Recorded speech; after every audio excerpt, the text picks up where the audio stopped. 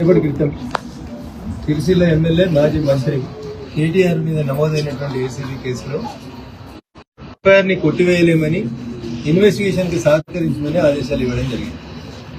దీని మీద టీఆర్ఎస్ లేదా నానా యాగి నానా గగ్గోలు చేసే కార్యక్రమం చేస్తాం.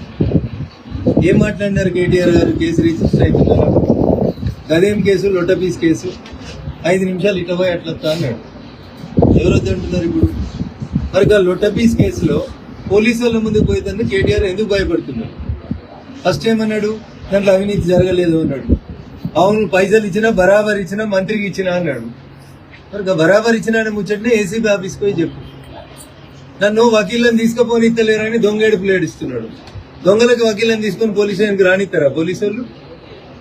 లాస్ట్కి ఒక మాట్లాడుతున్న కేటీఆర్ దగ్గర 10 ఏళ్ళు మంత్రిగా చేసినావు కదా, తెలంగాణ వచ్చినాక ఏం చెప్పిండు? తెలంగాణ పోలీసు వాళ్ళు చాలా గొప్పోళ్ళు, దేశంలో నెంబర్ 1 పోలీసు వాళ్ళు, తెలంగాణ పోలీసులు అంటేనే భద్రత బాధ్యత 2 మాయే అని చెప్తారు. 1200 కోట్లు పెట్టి కమాండ్ కంట్రోల్ కట్టిస్తున్నాం. ఈ దేశంలో ఎక్కడ నేరం జరిగినా మా తెలంగాణ పోలీసులు గొప్పగా పనిచేస్తారు అని చెప్పాడు.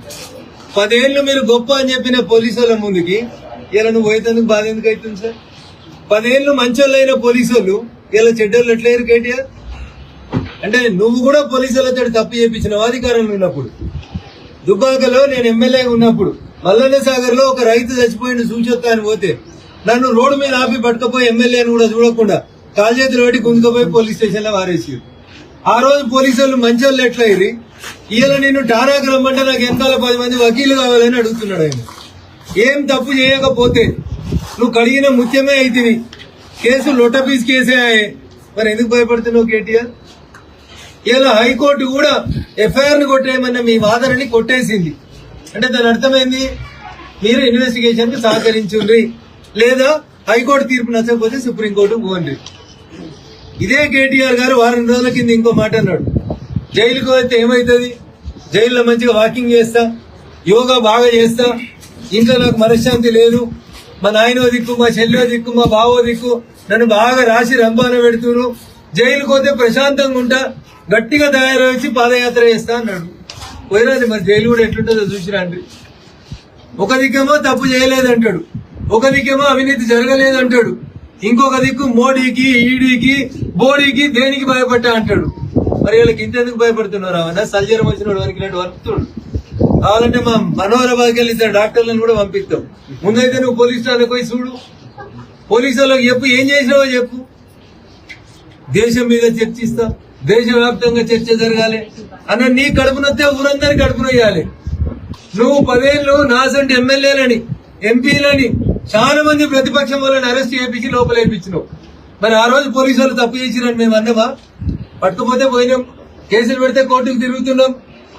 ఎక్కడన్నా దేశంలో కేటీఆర్ నువ్వు చెప్పాలి, దొంగలెంబడి వకీళ్ళు వస్తారా పోలీస్ స్టేషన్ కి? అట్లా పోతే ఇక దొంగతనమే చేయలేదంటాడు. దాని మీద కాలేసుకొని కూర్చుంటాడు, మా వకీల్ సాబ్ చెప్తాడు అని చెప్తాడు. అందుకని కేటీఆర్ గారు ఒకవేళ తప్పు చేయకపోతే ఏసీబీ ముందుకు పో, ఈడీ ముందుకు పో, లేమ్ ఎక్స్క్యూజెస్ ఎందుకు? అంతర్జాతీయ స్థాయిలో అమెరికాలో, కెనడాలో, దుబాయ్లో 30 ఛానల్ కాదు 300 ఛానల్ పెట్టుకున్నాడు. నెలకు 3 కోట్లు 30 కోట్లు ఖర్చు పెట్టి ఇక కేటీఆర్కి ఏదో అన్యాయం జరిగింది. ఏం అన్యాయం జరిగిందన్న? ఏమైనా అన్యాయం జరిగితే పోలీసు వాళ్ళకి చెప్పు, కేసు పెడతారు, నిజ నిర్ధారణ జరుగుతుంది, విచారణను ఎదుర్కోవాల్సిందే. చట్టం ముందు అందరూ సమానమే కాబట్టి కేటీఆర్ గారు మీరు ముందు పోయి పోలీసు వాళ్ళకి సహకరించండి, చట్టానికి సహకరించండి అనేది ఈ సందర్భంగా ఒక పార్లమెంట్ సభ్యుడిగా నేను ఆయనకు చెప్పేటువంటి సలహా. అంతేగాని ప్రతిపక్షం వాళ్ళని అరెస్ట్ చేస్తున్నారని ఇయ్యాల నువ్వు అరుస్తే, 10 ఏళ్ళు నువ్వు అధికారంలో ఉండి చెయ్యని తప్పుకు మా అందరినీ జైళ్లలో పెట్టి ఇలా నువ్వు ఇట్లా అరుస్తే దొంగే దొంగ దొంగ అని అరిచినట్టు ఉంటుంది తప్ప ఇంకొకటి కాదు. కాబట్టి పోలీసు వాళ్ళకి ముందు పోయి చెప్పు, నేను మిమ్మల్ని అనుమానపడుతున్నా, నాది తప్పైంది ఏం చెప్పు. గేట్ కాడికి వచ్చాడు టీవీ ఛానల్ వాళ్ళని పిలిచి 40 నిమిషాలు డ్రామా చేయొచ్చింది. ఇదే డ్రామా లోపలికి పోయి చెప్పొచ్చు కదా, నేనేం తప్పు చేయలేదు, నేను శ్రీరామచంద్రుడిని అని చెప్పొచ్చు కదా. కాబట్టి టీఆర్ఎస్ పార్టీ పెద్దలారా, ఎవరెవరు తప్పు చేసిరో మీకు తెలుసు. కేసులు రిజిస్టర్ అయితే చట్టానికి సహకరించండి. నా మీద చాలా కేసులు పెట్టింది టీఆర్ఎస్, మేము సహకరించలేదా? పోలీస్ స్టేషన్లకు పోలేదా? మా దగ్గర ఇక్కడ చేగుంట దగ్గర ఒక కంపెనీ దగ్గర యాక్సిడెంట్ అయి 3 చచ్చిపోయినారు. కంపెనీ యాజమాన్యంతో చర్చలకు పోతామంటే మమ్మల్ని తూప్రాన్ని ఆపి అరెస్ట్ చేసిరు. తూప్రాన్ పోలీస్ స్టేషన్ లో పొద్దుగాల అరెస్ట్ చేస్తే పోకిద్ది పొద్దుగా కూర్చోబెట్టిరు. మేమేమైనా ఎగిరినామా అట్లా? మా వెనక వకీళ్ళు వస్తారని చెప్పినామా పోలీస్ స్టేషన్?